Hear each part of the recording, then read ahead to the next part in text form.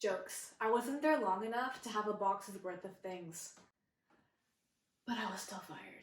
Hello friends, my name is Mithya and I'm a lawyer practicing in Toronto, Ontario, Canada. If you're new here, welcome, and if you're a returning friend, welcome back. I was fired from my first ever lawyer job and I want to share my experience with you because it's rarely talked about in the legal profession. I felt alone when I was going through it initially, and today I'm here to tell you that this is a normal experience that happens to people all the time. It just isn't shared enough. With social media, we tend to only share our highlight reels, the best, exciting, and fun moments in our lives. But life is multifaceted and there are those lows, the moments of failure, loss, sadness, and redirection. I was only seeing the highlight reels, and when I was fired, I felt vulnerable and alone. I felt like I was the only new lawyer who was fired from their first ever lawyer job. For some context, I was called to the Ontario Bar in the summer of 2022.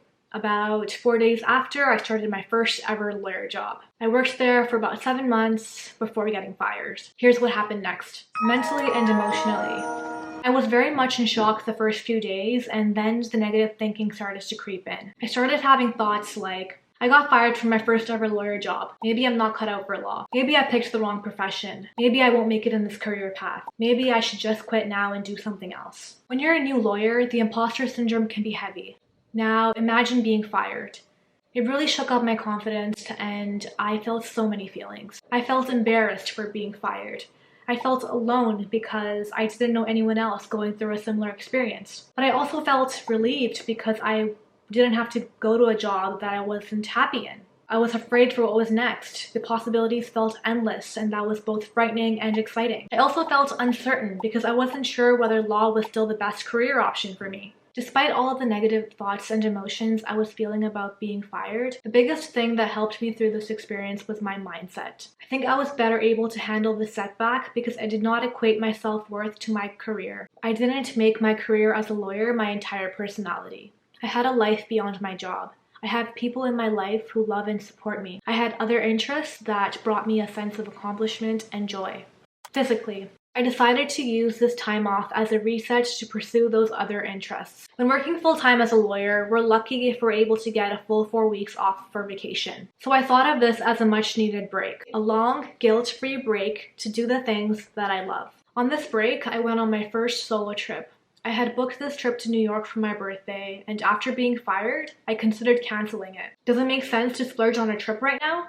I decided, yes, now is the best time. Canceling the trip felt like admitting defeat. I wasn't going to wallow around in self-pity about being fired. So I went to New York. I vlogged my experience and I shared it on this channel. I also embraced my other interests like photography. I slid into people's DMs and I asked them if I could take their portraits. One of those people was Chanel Call. If you're from Ontario, then you probably recognize her as a reporter on CP24. She's now working for a US news station in New York, and so I reached out to her. When I would see her on CP24, I remember her presenting the news in colorful power suits, and so I asked her to wear one of them to the shoot. So she pulls up to the New York Public Library in this bright red power suit, and we got to create some beautiful portraits. I'm super proud of that experience and the photos that we got to create. I also went to a concert solo for the first time. No more waiting around for people to do things. If I want to do it, I'm going to do it, regardless of whether I'm doing it solo. Over this break, I also got back into running, and I trained for and I ran the Mississauga 10K. Getting fired felt like rock bottom, and at that point, I felt like I had nothing left to lose. So I thought I might as well go after the things I want without fear, because whatever happens can't be worse than getting fired. So I did all of the things. Many months later. Once I took the time to process what had happened, I felt more comfortable about sharing my experience. Despite the initial embarrassment, I opened up to my friends and former coworkers about being fired. They were all super supportive. They made me feel understood and encouraged me not to give up, to follow the path that felt right for me. They shared their own career setbacks and made me realize that being fired is a normal experience and is more common than I think.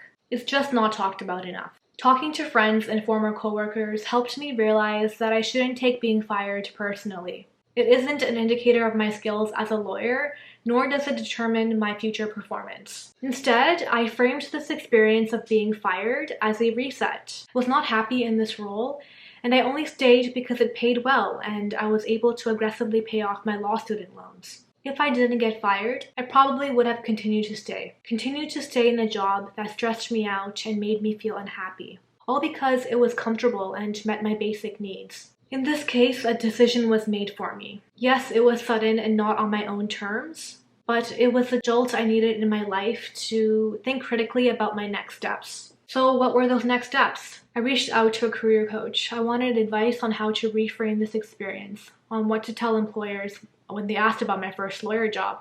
I was dreading the question, why were you fired? And so I wanted to be prepared. I took the time to think about what I wanted next in law, what I wanted from an employer, what my non-negotiables are. I want work-life balance, the time to do the things that I love without feeling stressed or guilty about my work responsibilities. I want supportive coworkers and strong mentorship. As a new call, I want to be in an environment where I feel comfortable enough to ask questions, to learn, and to grow. Now I wanted to be more intentional about interviewing, so I don't just get any job. And I interviewed. From February to May 2023, I had about 7 interviews before I landed my next job. I practiced telling my story and reframing my experience of being fired. I asked better questions of my interviewers to figure out if this was a good place for me to work at. If you're curious about what those questions are, check out this video here. At the time, I didn't feel great about being fired. But now looking back, it was one of the best things to have happened to me. This video was difficult for me to make because it required me to put myself out there. Even more so than I've been doing in my previous videos. I feel like the legal profession, especially the stories shared on LinkedIn, often focus on the successes. But we don't see this other perspective. We don't see the struggles. I guess that's the nature of social media, but this can feel lonely, especially when you're experiencing something that is not often talked about. Just because it's not widely talked about doesn't mean that it doesn't happen. Getting fired is more common than you think. And if you're going through something similar, remember, you're not alone. You'll overcome this hurdle. You've got this.